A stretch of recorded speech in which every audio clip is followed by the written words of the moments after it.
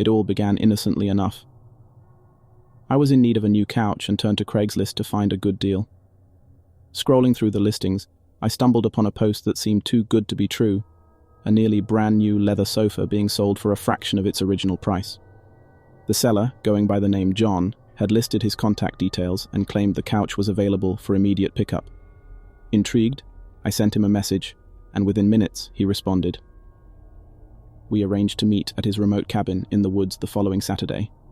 As I drove out to the cabin, I couldn't help but feel a sense of unease. The location was isolated, far from any semblance of civilization. The GPS guided me down winding dirt roads, and I had to wonder if I had made a mistake. The cabin finally came into view, nestled among the trees. It was old and weathered, with a dilapidated porch that seemed on the verge of collapsing. I parked my car and approached the front door, my heart pounding. John greeted me with a smile that seemed forced, his eyes darting nervously. He led me inside, and I couldn't help but notice the odd smell that hung in the air. A sickly sweet, metallic odor that made my stomach churn. The couch itself appeared as advertised, a luxurious leather behemoth in pristine condition. I hesitated for a moment, taking in the room's unsettling decor. Dark, crimson walls adorned with strange symbols, and shelves filled with macabre trinkets. I asked John about the smell, trying to appear casual. He dismissed it as an issue with the plumbing, assuring me it was nothing to worry about. Eager to leave, I decided to make the purchase. As we finalized the transaction, I caught a glimpse of something in the corner of the room, a large, ornate mirror. My reflection looked back at me, but it was distorted, as if my features were shifting and warping before my eyes. I quickly turned away, attributing it to the strange surroundings. Carrying the couch to my truck, I felt an oppressive weight settle over me. John's behavior and the cabin's atmosphere had set me on edge, and I couldn't wait to get away. That night, as I arranged the couch in my living room, a sense of dread washed over me. The strange smell that had permeated John's cabin lingered on the leather. I decided to give it a thorough cleaning, but as I lifted the cushions, I discovered something that chilled me to the bone. Hidden beneath the cushions were a horrifying sight, a grisly collection of human body parts, neatly organized and wrapped in plastic. Shock and revulsion coursed through me as I realized the couch was a grotesque repository of unspeakable horrors. I immediately called the police, my voice trembling as I reported the gruesome discovery. They arrived at my home swiftly, their faces a mix of disbelief and horror as they examined the macabre contents of the couch. The investigation that followed was intense, but despite their best efforts, the authorities could find no trace of John. Weeks turned into months, and the case remained unsolved. The fear that he might resurface and seek retribution haunted my every waking moment. I installed security cameras, changed my locks, and even considered moving, but the unease stayed with me. Then, one evening as I sat in my living room, a chilling realization washed over me. The distorted reflection I had seen in the mirror at John's cabin had not been a trick of the light. It had been a warning, a glimpse into the twisted mind of a killer who had hidden in plain sight. I knew then that I could never truly escape the horror that John had brought into my life. He remained at large, a malevolent presence lurking in the shadows, biding his time. As the nights grew longer, I began to notice unsettling signs that made my skin crawl. Shadows danced ominously outside my windows, and I would sometimes wake to the sensation of being watched. It was as though John, the elusive killer, was taunting me, letting me know that he was closer than I ever dared to imagine. I understood that my nightmare was far from over.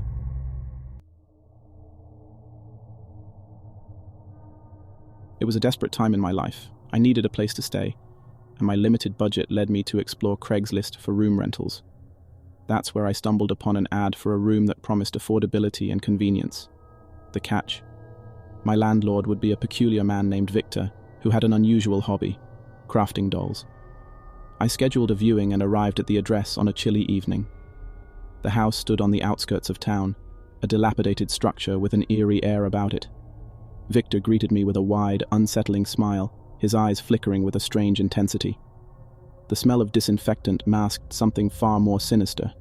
The room itself was modest but adequate. Victor assured me it was a steal, considering the current housing market.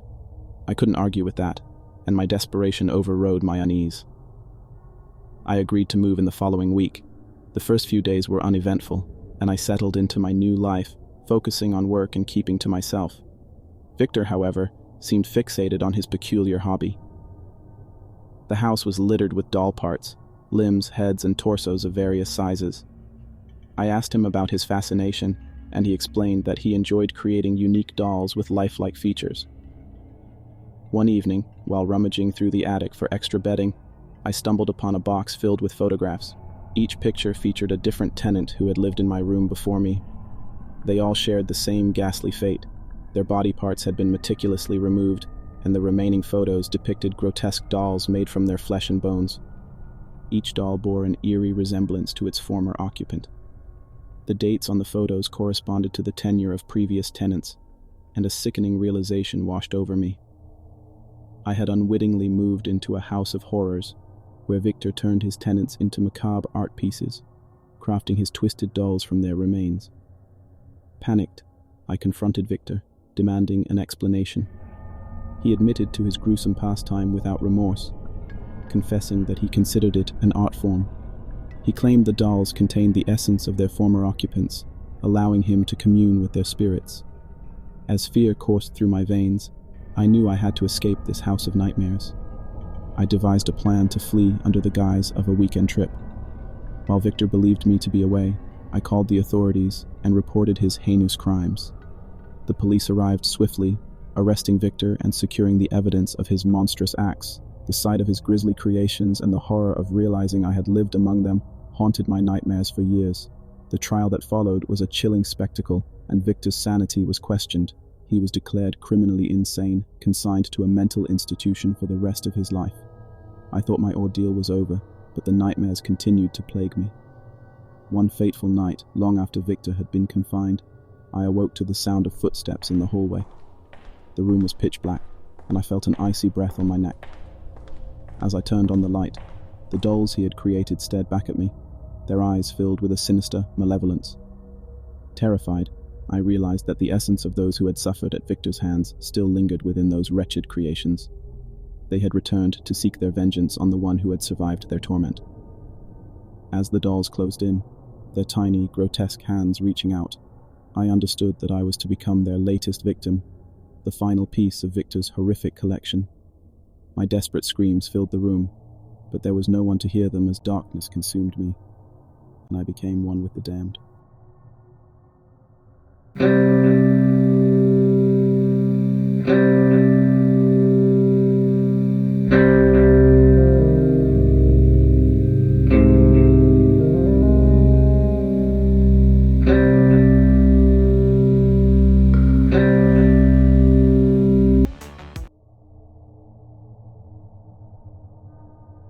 In the autumn of 2021, I was on the hunt for a new coffee table to complete my living room. I turned to Craigslist, hoping to snag a bargain, but I had no idea that this purchase would lead me into a chilling encounter with a man who would soon become my stalker. The Craigslist ad read, "Elegant coffee table, excellent condition, $100. Contact Leonard." The price seemed reasonable, and the photos showcased a beautiful mahogany coffee table that would be the perfect addition to my home. I promptly reached out to Leonard, and he responded within minutes. We agreed to meet at his place later that evening. As I navigated the winding streets to Leonard's home, I couldn't help but feel a growing unease. His address led me to a remote area on the outskirts of town, surrounded by dense woods. The sun had already dipped below the horizon, casting long shadows that seemed to stretch and twist as I drove deeper into the forest. Leonard's house stood alone, a ramshackle structure in a clearing. Leonard emerged from the darkness to greet me, and a chill ran down my spine as I took in his disheveled appearance. He was tall and gaunt, with a wild, unkempt beard, and eyes that bore into me with an unsettling intensity. His grin seemed forced and never reached his eyes. Despite the dread gnawing at me, I followed Leonard into the house, my footsteps echoing in the dimly lit corridor. The room where the coffee table sat was even more unsettling. The table itself stood in the center, a relic from another era with an ornate design that seemed out of place in the decrepit surroundings. I cautiously inspected the table while Leonard prattled on about its supposed history and beauty. The moment my fingers touched the surface, an icy sensation spread through me, and I knew something was terribly wrong. But I couldn't let my unease show, so I handed over the cash and made a hasty retreat from the house. Once the table was in my apartment, the atmosphere in my living room grew oppressive. An unexplainable sense of dread hung in the air. As the days passed, I started receiving strange emails and messages from an anonymous sender, alluding to personal details of my life that no stranger should know. My unease deepened into paranoia as I realized I was being watched, and the coffee table seemed to be at the center of it all. Desperate to uncover the truth, I decided to look up public records to find anything about Leonard. What I discovered sent shivers down my spine. Leonard had a dark history of stalking, and there were police reports and restraining orders against him from multiple individuals. He had a pattern of luring victims through online transactions and then becoming obsessed with them. Terrified, I contacted the police and explained the situation. They immediately dispatched officers to my apartment to investigate. As the officers examined the coffee table, they found hidden cameras and recording equipment concealed within its ornate design. It became clear that Leonard had been watching my every move through the table, and he had access to personal information that should have remained private. The police launched a manhunt for Leonard, but he had vanished without a trace. In the wake of the investigation, I couldn't shake the feeling that Leonard was still out there, lurking in the shadows, waiting for an opportunity to strike again. The coffee table, tainted by his malevolent presence, had become a haunting reminder of the terrifying encounter that had nearly cost me my privacy and my sanity. As I sit before the table now, I can't help but wonder if Leonard is still watching, biding his time, and plotting his return. The chilling realization that he might never truly be gone fills me with an unshakable sense of dread, and I am left to wonder if I will ever truly be free from the sinister presence of my stalker.